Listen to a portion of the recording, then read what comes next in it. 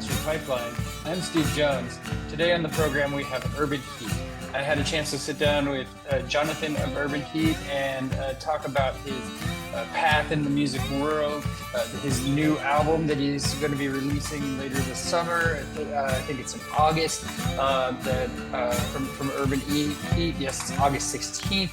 The album's name is The Tower, and we dig into that a little bit, and so much more. And this was a fun one to dig into and research and get to hear Jonathan's kind of story. So we're going to bring that to you in just a moment.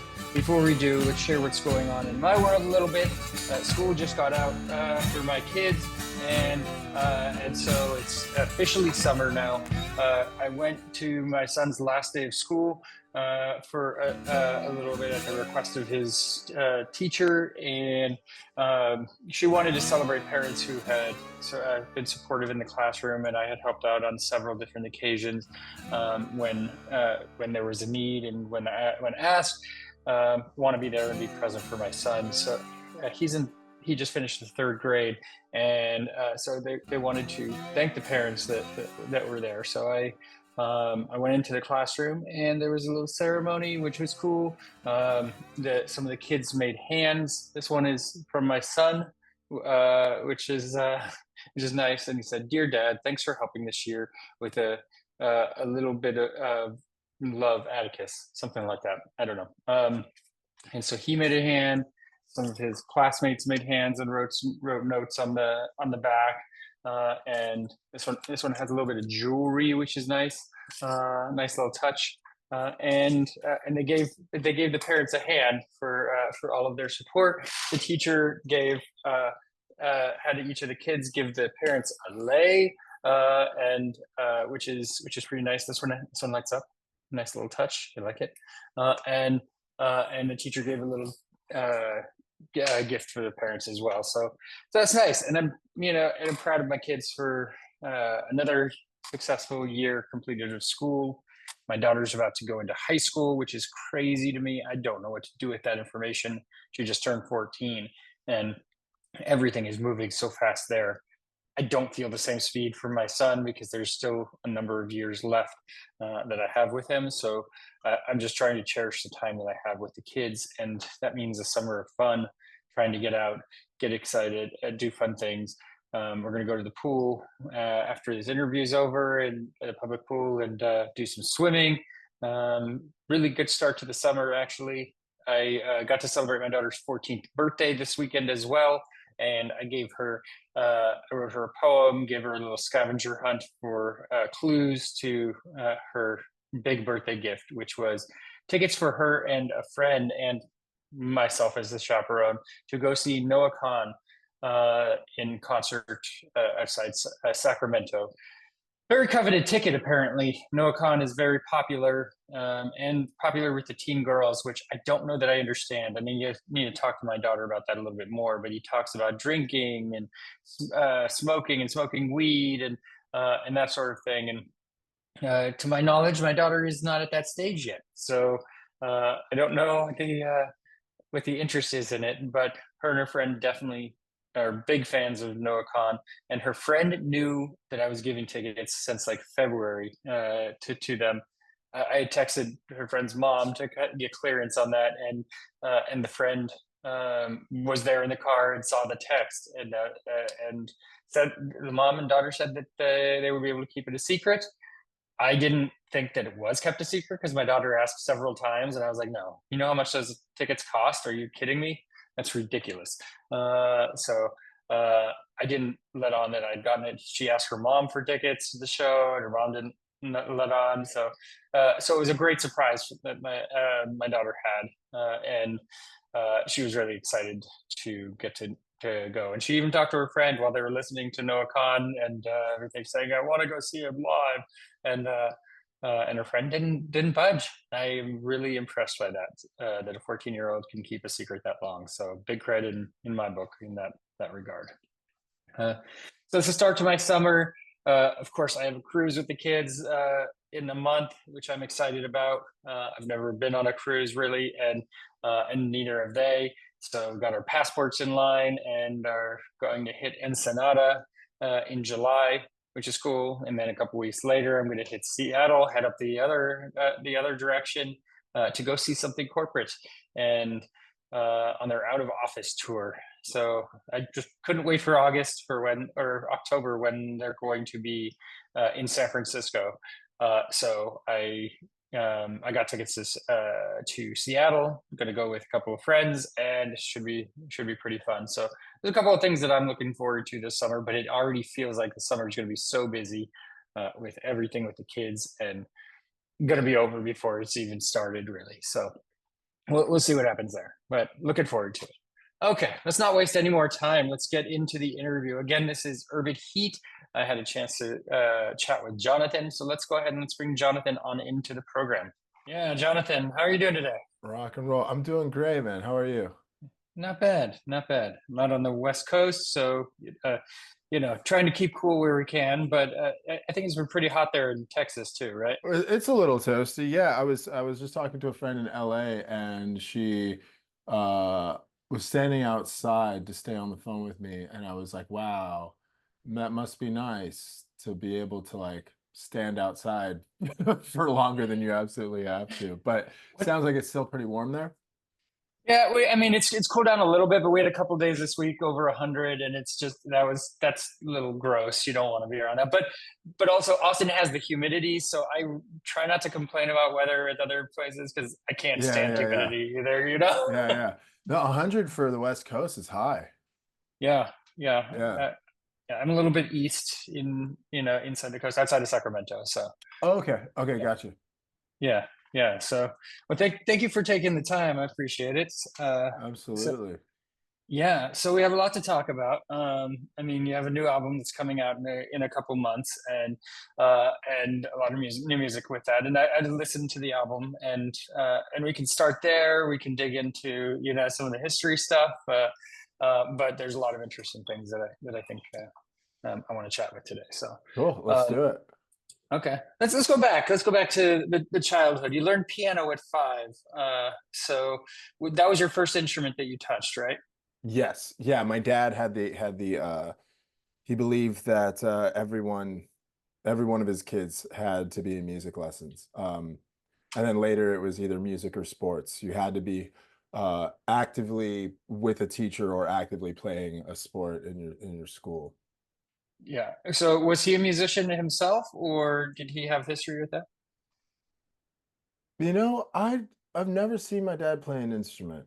Um, he built a harp from a kit with the intention to learn. And then we just had a harp at the house. He just wanted his kids to be really musical, which that's an interesting thing. I hadn't thought about why. Yeah, where'd that come from? He wasn't in bands or anything, so Yeah, yeah, he just saw the value though, which is good. It's a he good did. gives Well, good foundation. yeah, and he sang. He still sings. Sings in like church choir and things like that. And I think for him it was about the discipline Yeah, of having to focus on something, having to yeah. practice whether you want to or not. Did you find that discipline with piano? I mean, I know you moved on to trombone, violin, eventually guitar. Like, I mean, how long did you spend with each instrument, or before it kind of Um, yeah, piano was one of the longest before guitar. Piano and violin and guitar, I think, were the longest ones. I think that I probably would have stuck with it better. Like my kids now, my oldest is in music lessons, and I feel like it's so much easier for her because the way that we teach children now is, you know, we make it fun. My piano teacher wasn't interested in making it fun.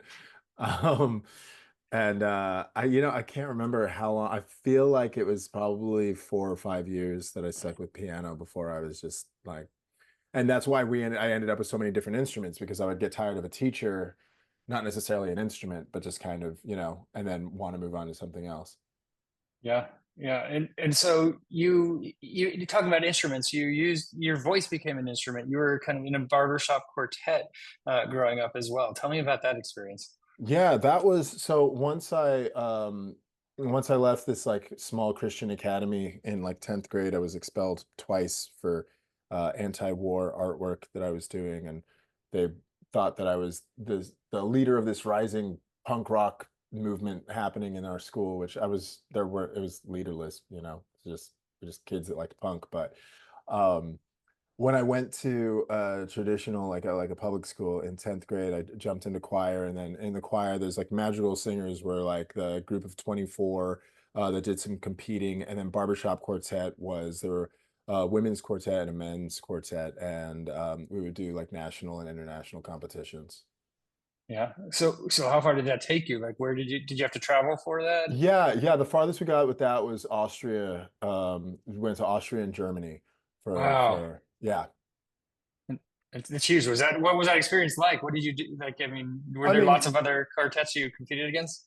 there were, but like, I mean, we were 18. We were just like interested in legally drinking, and we just had yeah, music was like the last thing on our minds when we took that trip. Absolutely. We just graduated high school, and the competition timing wise had lined up where it was post our graduation. So our choir teacher was just like, look, I know there's no way we can punish you, but please behave. And my friend's dad ended up being our chaperone, who was staying in the hotel room with us, and was like, "Y'all are adults now. I trust you." And so, yeah, Didn't quite yeah. behave like you were asked to. No, but I mean, as 18-year-olds in Europe, we thought we were gonna just have this like hedonistic, crazy time. We were just like, we were total nerds. We didn't know how to talk to women, let alone like strangers, let alone, you know what I mean? Like, Yeah. we just like went and like sat in the corner of a pub, like sipping our beer, feeling so cool that we could have beer, and then like Yeah. going back to our hotel at a decent time. Like that was, you know. Yeah. Yeah. You're like 10 p.m. curfew. Okay, I'll be there. Yeah, yeah. There was just like we planned on getting in so much trouble. There was just no trouble to really get into. It was a pretty wholesome time. Yeah. Were those your kind of first times leaving the country? Yes. Yeah. Yeah. Yeah. I left a couple times growing up because my mom is from Jamaica. So Mhm. I went to Jamaica a couple of times as a child, visiting family, and then for like weddings and funerals. Yeah. What did you make of Jamaica? How was that? You know, I'd like to go back as like an actual adult now.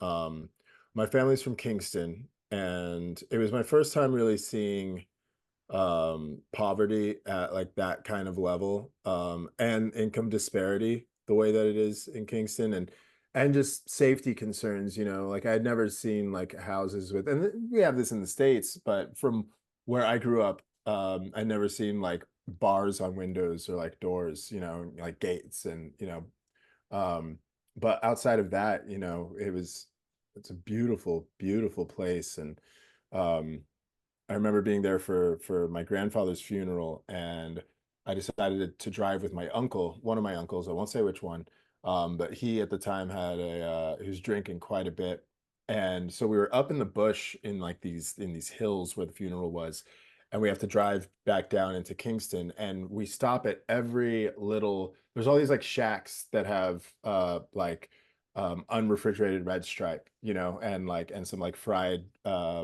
like it's called Festival. It's like a fried carb.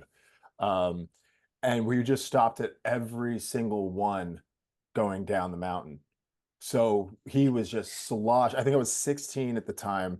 And he was just absolutely shot. And these are not roads that you want to be driving when you know what I mean? When you're sober, let alone. And then we ended up getting lost. And a police officer stopped us. And I thought I was just like, this is the worst day of my life. And the officer is like, what are y'all doing here? And my uncle was like, obviously like inebriated, but basically the officer's concern was like, this is an unsafe neighborhood. You need to get out of here, not like you're wasted. Not to So mention it's he unsafe to drive, even like yeah, yeah, so he yeah. just pointed him on his way. It was like, no, you need to go over there. Like, and then we finally got back. But yeah, that's the thing that sticks out from my time in Jamaica was racing around the mountainside with my drunk uncle. Yeah, yeah. And so Yeah, you had your own battles with substances and alcohol and all of that. Like, how early did you start with? I mean, was it 18? Was that kind of the that first beer, sort of thing that Yeah, kicked it yeah. off? I think drinking in Europe on that trip didn't feel like the beginning of something. I think that felt like an isolated sort of thing, because it was social drinking. I think what really shifted for me was being like 20, almost 21, living in Santa Barbara, playing in a band. And having like friends who worked at bars who would like let me drink before I was able to. And I think just the sort of attention that we were getting from like that very first band, um, and just this sort of Santa Barbara party attitude at the time was just like a really bad that combined with my upbringing that was very strict and all these things were not allowed. I think that was just like a perfect storm for me to want to try everything for myself. And then y- I took for granted that substances are addictive. So Yeah, I was trying things that it that don't really let you dabble. It's not really a dabbling sort of thing. It's a lifestyle choice, even though yeah, I didn't know that at the time. yeah. And heroin was a big one for you, and you went to Haiti and kind of cleanse yourself of that. Like, how long ago Yeah, that happened? I think we're looking at maybe 10, 12 years since Haiti. I was living in Austin and I was drinking way too much. I got myself in some trouble and had to leave town. There were people looking for me and I needed to get out of town. And I moved back in with my parents in California. And that was when I started using heroin, because I was back in this like small town where I knew just like a couple of people. The whole idea was I was just gonna like lay low, but then I got a job bartending. I started dating a girl who was using Oxy all the time, so then I was smoking OxyContin with her. And then when we would go to like her supplier, at one point he didn't have anything, but he had black tar heroin, and he was like, "Do you want some of this?" And she's like, "No, no, I'm good." And me being me at the time, I was like, all right, let's see what's up with this. And then that was all, the next thing again, heroin was something I was just thought I was just going to try. But heroin's not really like a try one and done sort of thing. So I found myself, within the year sort of having, a serious habit that like I was right at the edge of passing. Um, People thought I was just drinking too much. They didn't know that I had a heroin habit. I was a functioning heroin addict, but a heroin addict nonetheless. And I didn't want to go to rehab because I thought that I would end up just meeting more. I only knew one other person that used heroin, and I thought if I went to rehab, I would meet a whole lot more people who used heroin. And so I wanted to Yeah. keep that. I wanted to keep that at a minimum. And found a project. Initially, it was a project in India called Sadhana Forest, where it's like a reforestation project, and it's all non-denominational spirituality sort of thing. And I wanted to go to India and looked at the cost of everything, and it was like, I'm not going to go to India. But then I saw they had a sister project in Haiti, and Haiti's pretty damn cheap. Uh, Flights there were really inexpensive, and getting around the Dominican, because you fly into the Dominican Republic and then you have to take a bus into Haiti. And the cost of my supplies and tickets and everything was going to be cheaper than 4 months rent or 3 months rent in the US. So it's like, yeah, I'll just go to Haiti for 3 months and sweat it out there. And you did it yourself. You didn't have anybody pushing you in that direction or anything. Yeah. Yeah. Yeah. That was just a choice I made for myself. Yeah. Yeah. And so what was that process like for you to kind of, I mean, you're doing something that's, I mean, obviously you're doing, going there to do a lot of good, but you're also fixing yourself at the same time, in, kind of a non-typical way. I know that like the people in Haiti, like it wasn't a program that you went there for. You just, No, yeah, yeah, I needed a shock to my system. I needed to not be able to find it, and I just needed my whole world to just be different, you know. yeah, And my detox was not very bad at all.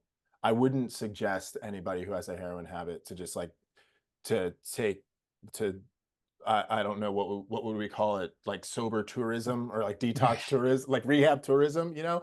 I don't think that's I'm really, really, really lucky because I should have like used a professional or like, you know, done something, but I was just yeah, I've always just been like a figure it out myself type of person.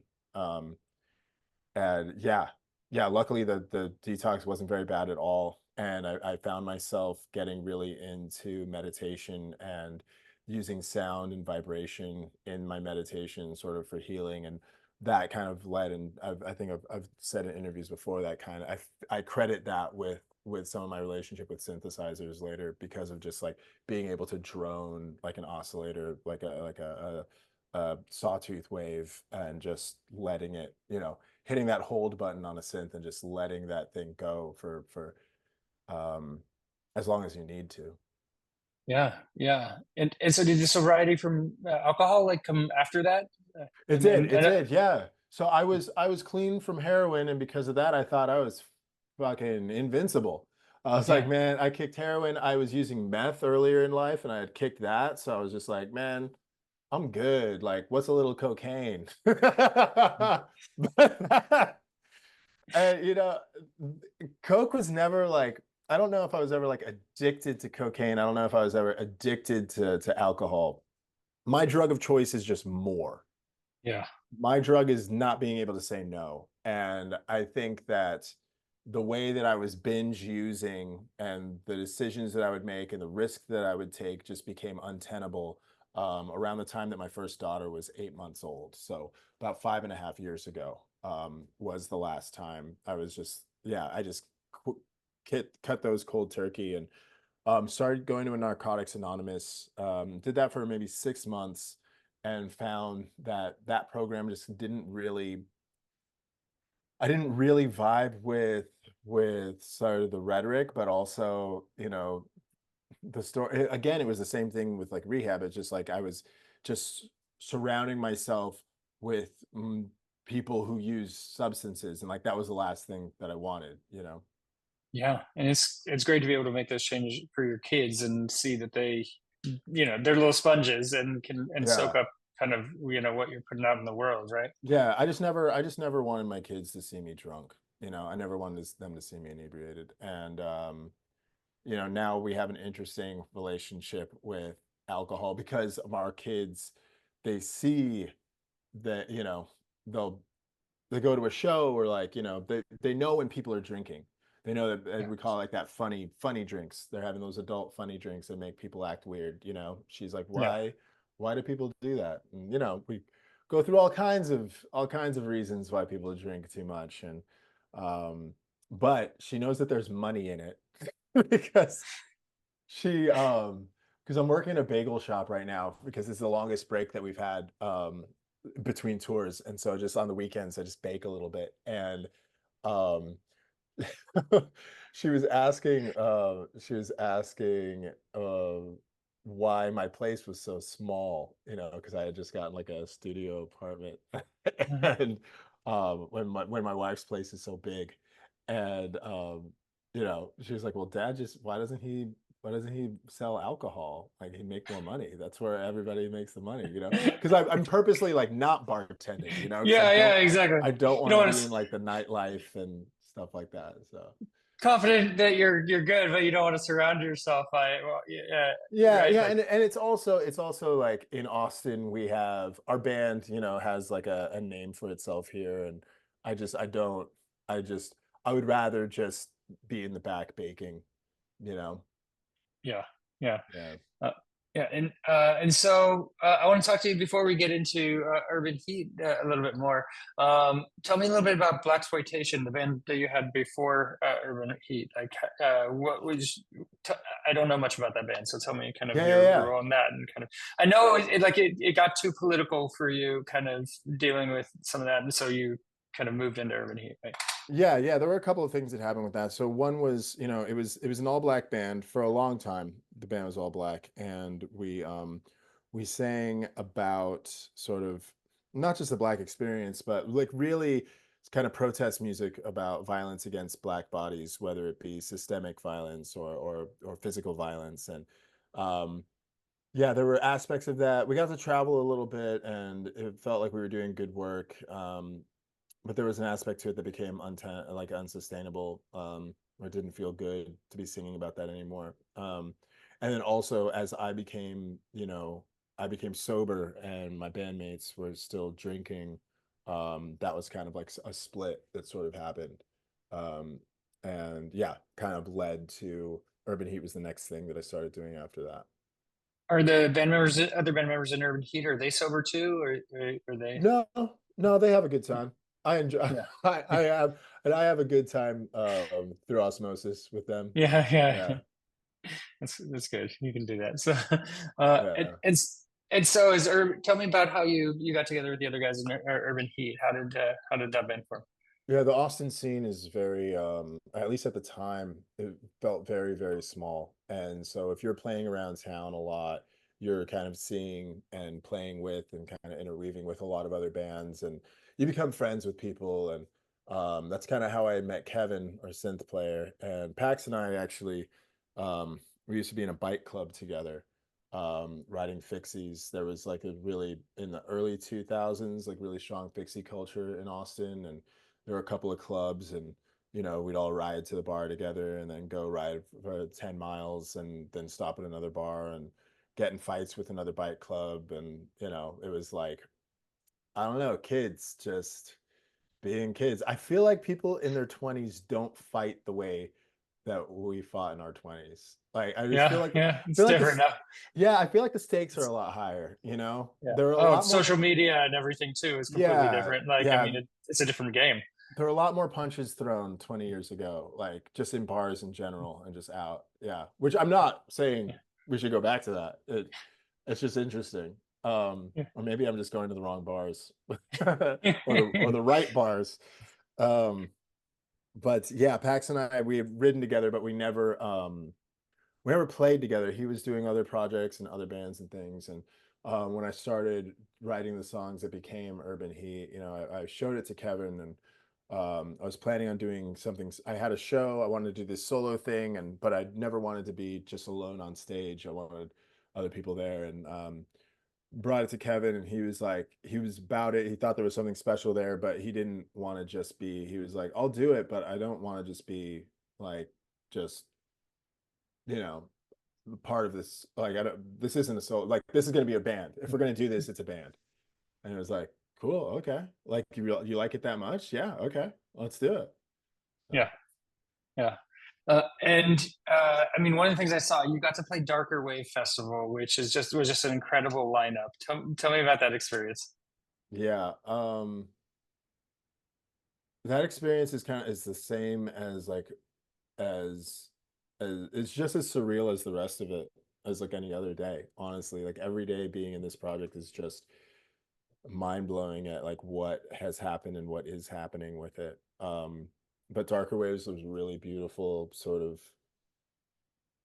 Uh, I think getting that sort of validation or like recognition from your contemporaries, but also from people who work with, some of these legacy acts and artists as well, and being like, y'all think we belong here? Like that, you know, first band of the day, but whatever. Like You're we're in it. there. Then you just get the rest of the day to go see all the other bands and No, everything, right? Like, seriously, yeah, seriously, because I'm kind of like I'm not a stress ball before we play, but like I'm working. You know what I mean? yeah, Like it's work until we're done and until things are offloaded and like I'm back in that like either that air conditioned trailer or that green room or like at smaller shows, like going out to the merch table until like the place is empty, like we're working. So yeah, getting a show out of the way. And then my favorite thing about those festivals is the artist village, not just because of the air conditioning, but because that's where I have the chance to like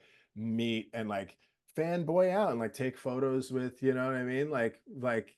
And see like Moreau, we've played a couple shows together and like we get to catch up like at festivals now. You know what I mean? Like, yeah, and Twin Tribes, we get to like shoot the shit with them, and it's just nice. And like other bands that like we've toured with that like we probably won't tour with ever again because like we all have to grow and do other things, it's like it feels like a little reunion, like we all get to like pat ourselves on the back that like, hey, we made it here, awesome, like see you in a couple of years, like can't wait to see what happens, it's cool. But then you also get a chance to like tell like Gary Newman that he's a god, which I think that was at Cruel World. I don't think he was at Darker Waves. And I got to meet Adam from She Wants Revenge, and like we're actually Hmm. um yeah, he's like working on a solo project, and I'm collaborating a little bit on like singing on something there, and like we get to like work gets to come from it. When is this going out, by the way? The Tomorrow, actually. What time? Whatever time you need me to do. You want to drop something?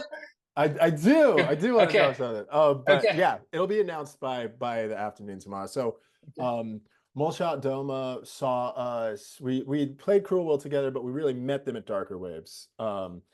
And we let them know when our set time was and stuff, and they actually caught a couple songs. They're like, "Hey, that was pretty cool," and so that was just fucking awesome. It was like fucking Molchat saw us, and like they liked it, and then a couple months later, I get a DM like asking, uh, if we have plans to go to Europe soon and if we're available to go to Europe with them at the end of the year.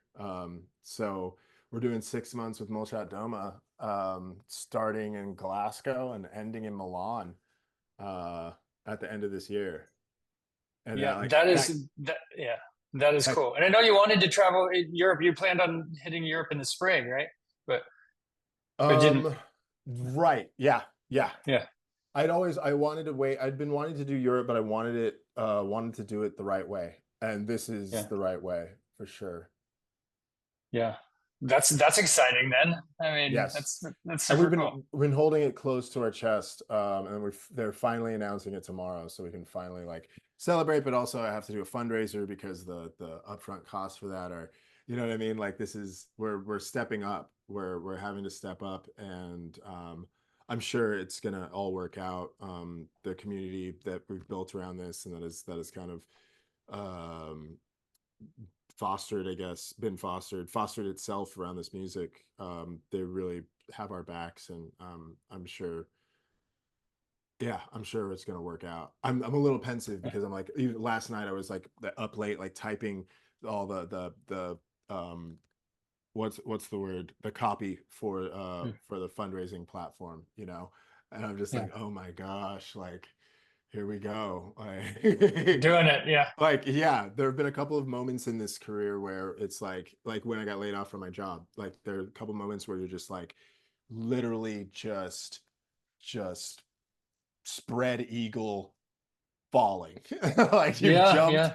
you've jumped and you're just like, oh, okay, let's see what happens. It, And like it, your stomach is like up in your heart, like the roller coaster's dropping, and you're just like, yeah. okay, okay. It's such a trust fall I mean, to quit your job and go all in on music, really. I mean, and to just say, okay, no, make or break or doing this. And especially when you have, kids as well, it's not just you anymore. Uh, Absolutely. it's them, And so, yeah, I mean, that's got to be such a daunting, scary thing. Yeah, I imagine my oldest daughter someday being like, "Hey, Dad, thanks for playing it so fast and loose with us." Like really trusting we were going to work out there. Look, I'm teaching you to follow your dreams, okay? So I mean, I am. I am. Yeah. you are. Uh, and so I told you I'm from like outside the Bay Area. You've been Yeah. here like twice in the past year even. You played the Chapel in January in San Francisco and Bottom of the Hill back in August. And tell me, do you remember have any memories from playing shows in the Bay? Yeah, I do remember the first time. There's a couple of cities that obviously like when you get to, it's Montreal and San Francisco, you arrive there and like before you even get in the venue, they're like, make sure you lock your car. Like, luckily, I joke when I go to shows in the Bay, which I'll be at one in San Francisco. I mean, like that I'll just break my own window before going yeah, because yeah, yeah, yeah. it's gotten bad. It's not great. So Yeah. yeah, Um, no, honestly, we've always had a really good time in San Francisco. The crowds have always been really great. There's a nervousness, but like that's always about like your gear and shit, but that's everywhere, you make smart decisions. You try to find hotels that have garages and gates and all of that. But I remember playing the chapel with Twin Tribes, and that was a stellar show. That's a really cool venue. Yeah. Um, yeah, it's interesting because like each time that we've come back to San Francisco, like we're playing, you know, slightly larger venues each time and doing all that. And but the first, I think we played a place called DNA Lounge the first time we Yep. were there. That has this really weird, trippy green room.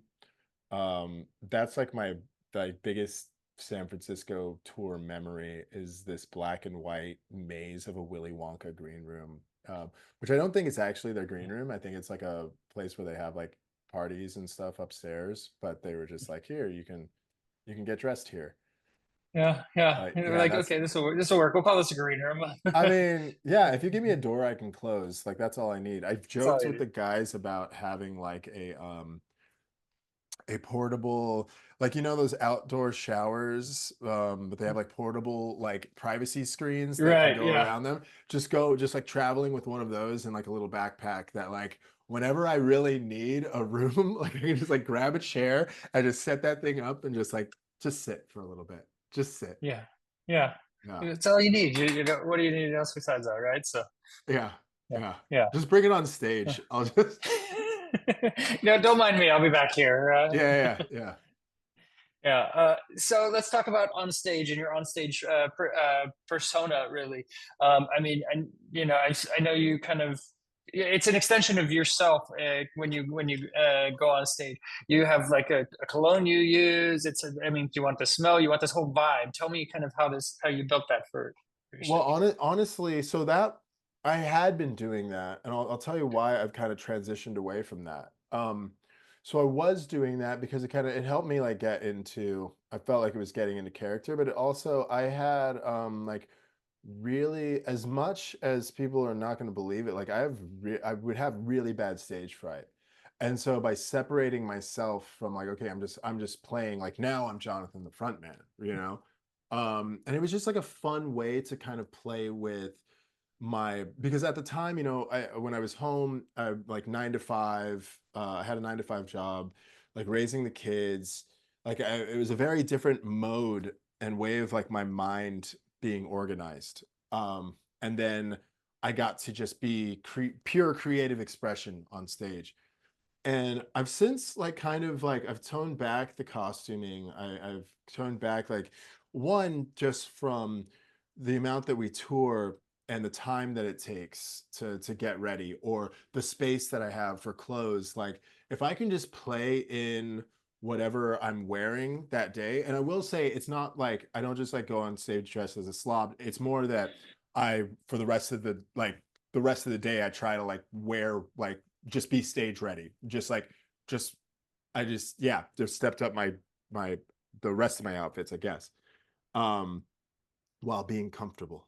Yeah, yeah, uh, but it was also about sort of like giving myself permission to be that creative force like at all times, like to just integrate that into who I am rather than only letting that part of me out to play like when it's on stage, you know, like what would it feel like to just be an artist all the time?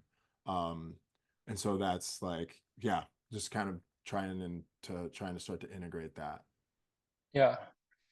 Tell me about how things changed for you when have you ever went viral on TikTok? Like, how did that kind of change things for you and the band? Well, we'd already like started setting up a tour. We were doing just off the strength of our performances and like and just the social media, you know, the kind of like slog of social media marketing that you kind of always have to do as an artist. And it was, you know, that slow, gradual, steady, sustainable growth. What TikTok did was, well, it put more butts in seats on that tour for sure. Um, it, mm, I think in some ways though, it kind of like gave me not unrealistic expectations, but like you have one like little TikTok bump and you're like, oh, all we have to do is make that happen again.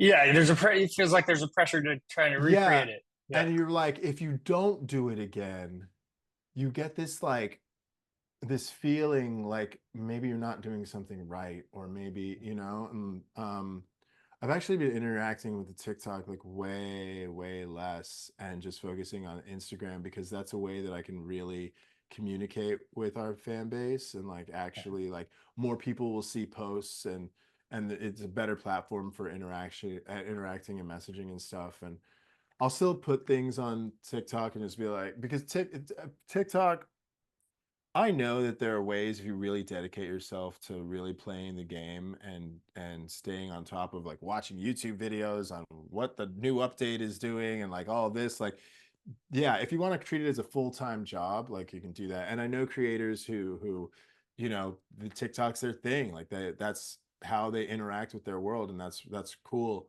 Um but I think the more that like I think the more that I live in the real like present and now and the real world of like I'm going to grow this by like hitting the road and playing more shows and like I'm gonna this has value because it's real, not because it exists in a pixelated way like that. I think that's more healthy for me. But Yeah. definitely, yeah, TikTok created a time where it was just like, oh man, the sky's the limit. Like how, and then there's also like sponsors ads. Like you can sponsor your TikTok. So like the more people that watch it, you're like, oh, let me just put a couple $1,000 that we don't have into this Yeah. because like it's worth it. Because if we can get like this could go super viral, and you see like every day like people who've gone viral, but like they can't sell out a tour, because like Yeah. we want virality to like be here. This is where we want virality. You know, Yeah. we want Yeah. real experience. We want the real world to stay real. Exactly. And yeah, It's got to be more than just one video. It's got to be, the constant presence and getting in front of people and getting them to come to shows and all of that. yeah. So, yeah. So let's talk about the Tower a little bit. So, um, this album, when was it written? When did you write this album? I'm curious. This was December of 2022. We had just gotten off the road. Actually, let me text the guys real quick because we have a Yeah. rehearsal and it's at a new studio and they don't know how to get where exactly it is. It's the house. It's the back house to the right because I'm going to be a little bit late. To the Okay. right, through the gate. The gate. Doing an interview. I'll be a little late, but I'll see you soon. And we can wrap in a few minutes too. So, Okay. yeah. Yeah, we're getting there. I just want to make sure that like Yeah. I give you time to like answer your questions like thoroughly and No, I appreciate that. Yeah. Yeah. yeah. We get, Okay. yeah. So question was, oh, writing the tower. I had a whole bunch of the way I typically write is I will create 30 to 40 half songs. They need some work or like they're just inspirational like moments and like templates, right? And then I can use as reference points. Or like I can take a chorus from this thing and see if it works with the verse from something else, yada yada. So I had started doing that, and there were three songs that kind of sounded like kind of like 80s driving music down like the PCH, like if you're with like the top down and just like very like neon, very kind of like bright lights by the weekend, like very Yeah. Yeah. just like a vibe, right? But the vibe of all three was that vibe. They were all like in a similar vibe. And I was choosing one of them for the record. I was like, oh yeah, we should have like one of like these like this vibe. And I shared them with my wife and she said, well, they all kind of sound the same. And I was like, well, yeah, it's a vibe thing. And she was like, well, I feel like what is she said something that made me so upset in that moment. So upset that I went and I wrote a whole record. Um Yeah. because I like she said and I forget what it was. It was something about like, oh, your best ones are where there's more agency, like urgency, like a sense of urgency, or like it's more raw, something along that lines. Like, because they were just like smooth, kind of easy listening, you know. Yeah. Um, and so I wrote this song just like out of spite. I just wrote something that was just like kind of went all over the place. It had rock moments, had this and that, and I brought it to her, and she was like, "Yeah, like that." But like that one's all right. Like she wasn't like super impressed by that one either. But I was like, but I liked it so much that I was like, you know what? And so I ended up using that song, which is on the record. It's called "You've Got That Edge," and use that as a jumping off point. And then the next like 12 songs that I wrote from there were just like, oh, this is a thing. And that happened over the course of like 2 weeks. Wow. And we ended up, there were a couple of songs that got like cut from it. But it pretty much, yeah, the whole thing was within like 2 weeks. And the band and I we were going to approach this one more collaboratively.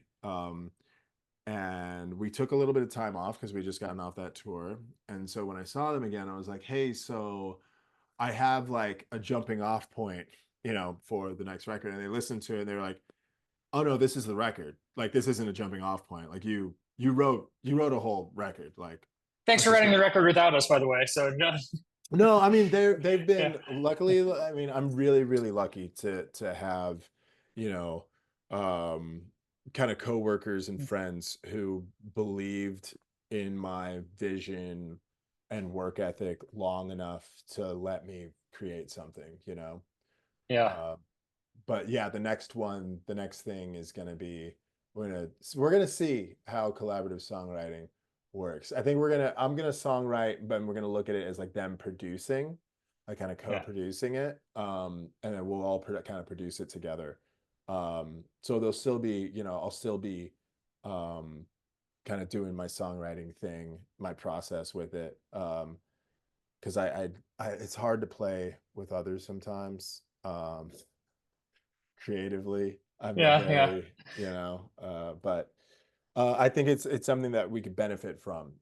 So there's something to be said for like a singular vision. There's something else to be said about everybody bringing their strengths to the table and creating something better than the sum of its parts. And so I'm looking forward to doing that with the follow up. But obviously, yeah, we're talking about the tower now, but of yeah. course, like I'm looking at, we wrote the tower like Oh in yeah. 2022. So like I'm chomping at the bit for the next record. Are you already like writing? Because I'm curious like how writing might change for you. I mean, going through Yeah, some of the life changes that you've been through, going through we've some, been you know, Yeah, we're doing a lot of writing on tour. We'll do yeah, writing in hotel rooms and stuff together. Um, Not so much lyrically, but a lot of it's just like getting the vibe down, getting the right, um, just getting ideas. We're just getting ideas down, and then what I'll do when we have some time off, likely in December when we get back from Europe, I'll probably take a little bit of time off, and then I'll sit down with all the ideas that we've come up with on the road and everything, and start crafting something to then bring to the guys and see where we're at with it. yeah. And do you find the music really personal? I mean, like an example, say the words. That's about an identity struggle in a romantic relationship. Like, does it all come from within, or do you kind of characterize some of your music as well? Anytime I have tried to play a character, to characterize it, um, it's ended up being even more applicable to my life than I Yeah, thought it was.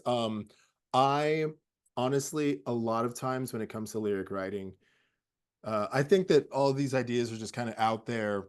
I'll mumble out until I get consonants and vowel sounds and a melody. And then there are some consonants and vowel sounds that kind of stick. And then like it's almost like, you remember the game Telephone yeah, where you say yeah. something and The it kind of changes. it Yeah, changes.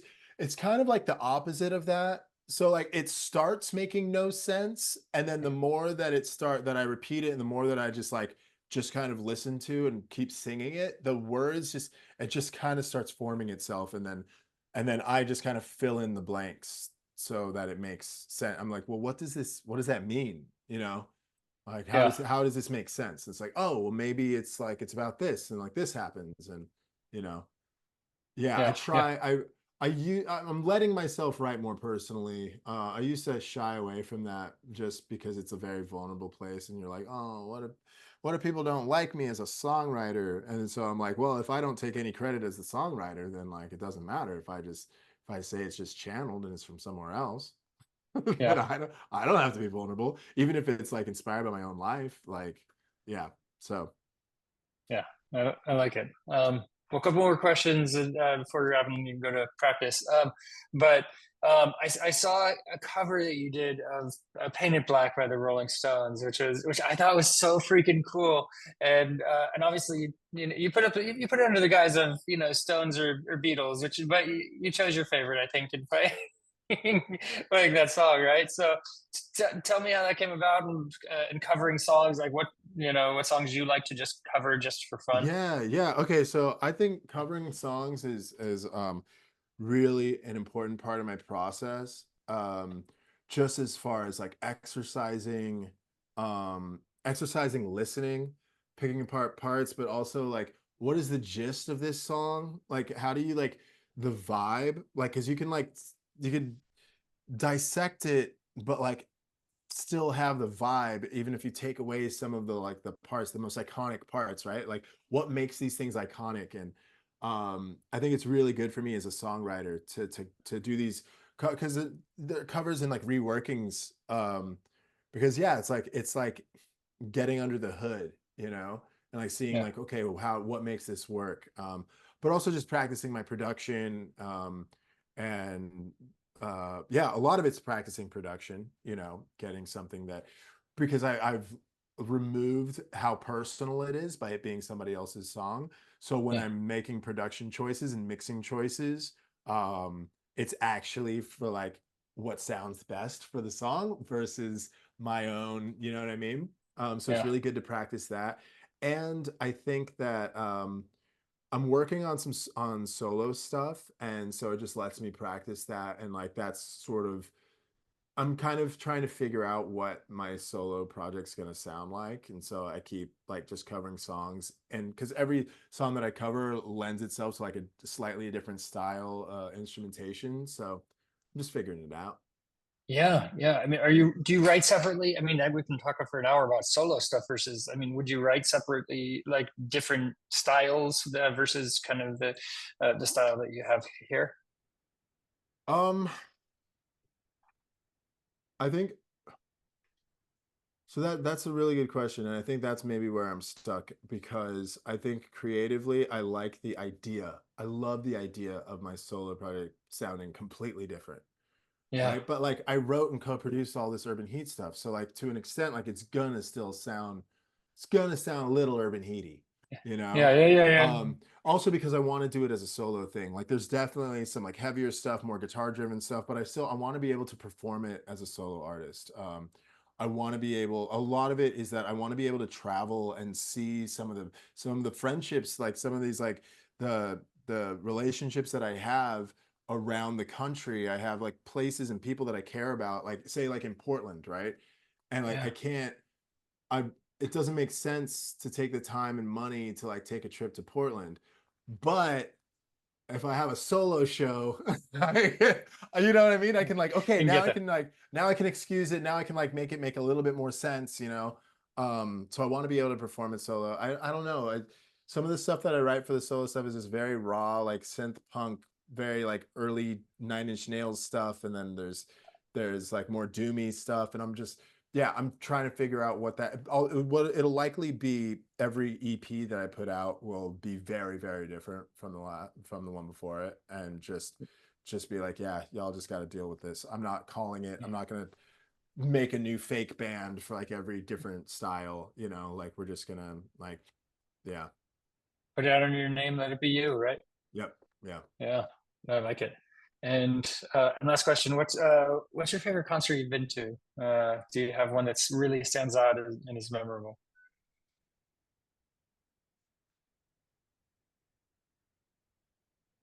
Hmm. The most memorable concert was when I was 15, and it was a local, like, so I was raised like in the church, and there was like a youth group. So it was like a local like Christian punk band. And it was the first time I had seen like Christian music played any way other than like on a piano, you know? And this youth group had, it was a Friday night, and they did this like every Friday. There was just like other teenagers in a band. But they had like a like living room set up. Like it wasn't in a living room. It Yeah, was yeah. like it felt like a little venue or like a warehouse, but it was set up like a living room. And we would just like everyone thrashed it. It was just like you would just like mosh and like kick the shit out of each other for Jesus. And it like changed my whole like yeah. Um that was really memorable. Even I say memorable even though I can't remember like what the band was. I don't remember anything But it had an else. impact. It had an It had impact an as impact. It yes. was just live music. It was just live. Yeah. It was just fucking. There was a distorted guitar and a drum kit and like, and yeah. Um, there have been a couple of times that I've seen. I'm a sucker for like really a really pretty singer, but like in a subdued sort of way. Like when somebody's just in the corner at like a coffee shop and like nobody's really paying attention, and but they just have a beautiful voice and they're like not projecting it in a way to like demand anyone's attention. They're just like quietly doing their thing, and like it'll just draw me to tears just at like the beauty of shit. I don't know. There's subtlety. That's subtlety. I know that's a shitty answer. I've seen No, it's bands. fine. Yeah. I've been to concerts, okay? Yeah, yeah. I'm like, I've seen like there. I mean, Iggy Pop. Iggy Pop Yeah. was incredible to see. That I never thought I'd see Iggy Pop. Like, yeah, yeah. There have been. I mean, most of the best shows I've been to have been in the last couple of years, just because of the opportunities afforded us by this band. But the stuff that like impacts me the most is like never close to my genre. You know, Yeah. Yeah. it's just those little moments that like you weren't prepared for. Yeah. That's awesome. That's awesome. Well, Jonathan, thanks for taking the time. I definitely appreciate it. And I mean, the new album is awesome. Yeah, I mean, you're going to get to get out and play some of that and get it out in the world here in just a couple months, which is really exciting. Right? So they let you hear the whole thing? Yeah, yeah. I pushed for it yesterday. So Yeah. I was like, hey, do you have the album? Yeah. Yeah, what'd you think? Oh no, I love the feel. I mean, it's got this like a denseness, I'd say, to it, but I can so picture it live at the same time. You know what I mean? And Yeah, yeah, yeah. it just it flows very well from beginning to end. I love how you put it together. Ah, Yeah, it's and and I know you produced a lot of it too, right? Like, I mean, yeah, yeah, yeah, yeah. yeah, I'm yeah, very, very pensive about because we all, sonically we go a lot of places that this band hasn't and stuff before. So I'm kind of yeah. pensive to its reception. So this is the first time I've heard in a long time that I've heard any feedback from somebody who's heard the whole thing. So thank you. Yeah, no, well, yeah, great job with it, and I know it's just going to play so well live. I think so, Oh, and yeah. you got, I'm sure you got the shows going, and you got rehearsal to get to make Yeah, sure it yeah. happens live. So, Yeah, uh, absolutely. yeah, Steve, thank you but so much, man. It's great talking with you. great talking with you too, and we'll see you soon. Okay, All right, take care. that was my interview with Jonathan from Urban Heat. What a fun interview and chat we had. So that takes us to the final segment on the program, the music news.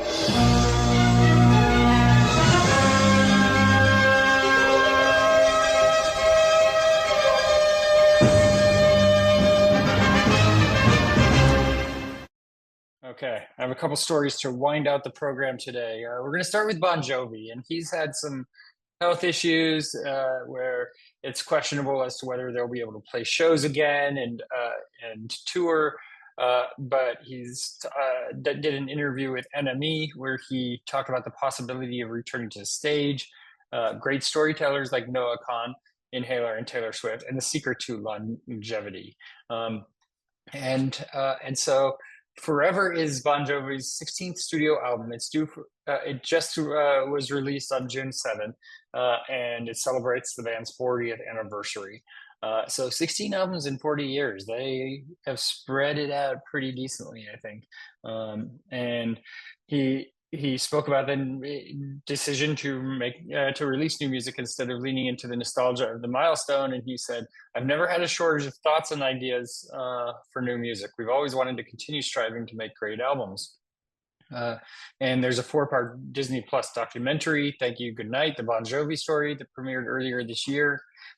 He said, you're supposed to die after you see your life flash before your eyes, but we're not dead yet. And so he saw the Tom Brady documentary series, Men in the Arena, and then reached out to the director of that series, Gotham Chopra. And he said, if he understands a sports team, he'll understand a band. From the start, we all agreed that we didn't want a puff piece. We wanted 4 decades, 4 episodes, and that's as much direction as we gave Chopra before it took the hand and left his hand and left him to it. And so you can check out that documentary series on Disney Plus. And then I guess the response to the lead single on their album Forever has given the band their highest Billboard charting position in over a decade. Obviously, every artist is ecstatic about their new album. Otherwise, why would you put it out? But to have Legendary become a hit, you have to laugh. Yeah, you think you've got it every time, but I've been disappointed more than I've been surprised or pleased. And so this, so they're putting out new music. They're doing lots of great things. And in terms of, live shows, it's questionable. He says, I'm still not confident I could do a 2.5-hour set a night, 4 days a week, and I won't book a gig until I've done that on a rehearsal level. He said he's currently capable of practicing for 3 hours a day, 2 days in a row. At this moment in time, we're rehearsing once a month just to see the progress. I'm not there yet, and it blows. He really wants to be out there playing shows. And he's said numerous times that he won't return to stage until he's back at 100% health. So he's going to see. He's playing it out and wants to get out and play music. Okay, so Weezer and Smashing Pumpkins kicked off a joint UK tour in Birmingham, and they both did a cover during their set list. Weezer took on a whole song, and Smashing Pumpkins covered U2. Even though it was a joint tour, both bands played substantial set lists full of hits, deep cuts, and the occasional cover. It also marked the Pumpkins' first gig with their new guitarist, Kiki Wong, which was selected from over 100,000 applications earlier this year when they put out an open call to replace their longtime guitarist. Weezer stormed through a 19-song set list containing their usual hits, including My Name is Jonas, Beverly Hills, Say It Ain't So, and Buddy Holly. They also played their cover of Hole's Celebrity Skin, which they had previously played at a one-off show in Santa Ana last month. Smashing Pumpkins did a 24-song set, and their third song was a cover of Zoo Station by U2. They'd never played it before, and they did some new material live that they hadn't played before as well. And so both big, powerful sets by those bands. Okay, so the Black Keys split from their managers after cancellation of their entire North American tour. The International Players Tour, which is set to run between September and November, was pulled last month. They parted ways from their management team, and this tour was announced back in April, included 31 dates across the US and Canada for later this year to support their 12th album, Ohio Players. And they were expected to start on September 7th. With the Head of the Heart opening at least the Seattle show.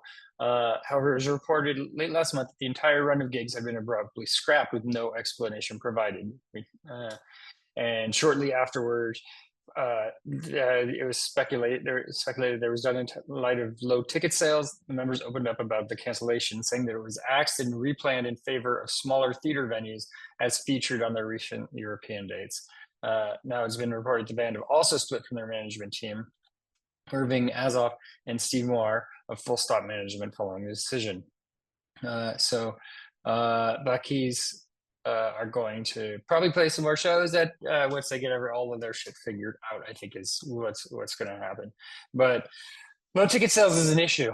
A lot of bands are having to cancel tours because of low ticket sales, because ticket sales are fucking expensive. The Live Nation and Ticketmaster monopoly ultimately is gross. How Live Nation owns or has their hands in the pockets of so many venues, and then sells the tickets for the concerts, and puts their hands into the pockets of the bands for merch sales, which is the band's main way of making money at all, either on tour or through albums, is their merch. It's just gross. And some artists are pushing back. I saw a video Andrew McMahon posted to his fan club this weekend, actually, about how he wants to get like-minded bands together to figure out how to kind of combat these challenges with third-party scalpers getting the tickets, and ticket prices being high, which doesn't work out for the bands or for fans. And then fans can't go to as many shows, which again, causes issues for the bands themselves as well. Not a good situation, and it's something that the government really has to step in and say, okay, this is a monopoly. This isn't going to work. We have to break this up.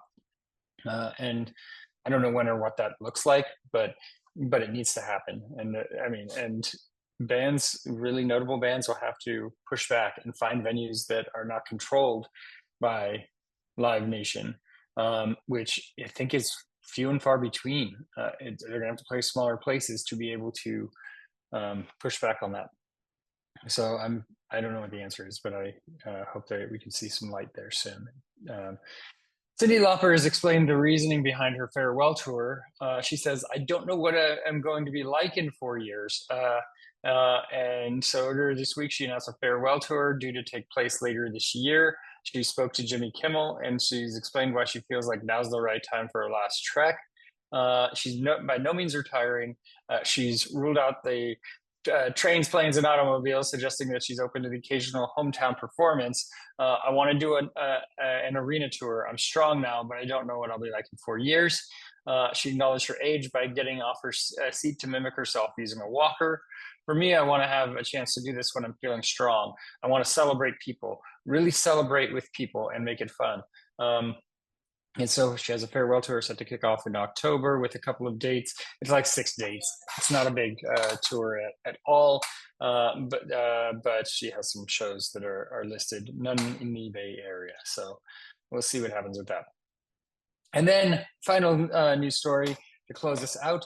Flavor Flav orders the whole Red Lobster menu in an effort to save the chain restaurant. Many Red Lobsters have been closing recently, and Flavor Flav says, "Your boy meant it when I said I was going to do anything and everything to help Red Lobster and save the Cheddar Bay biscuits."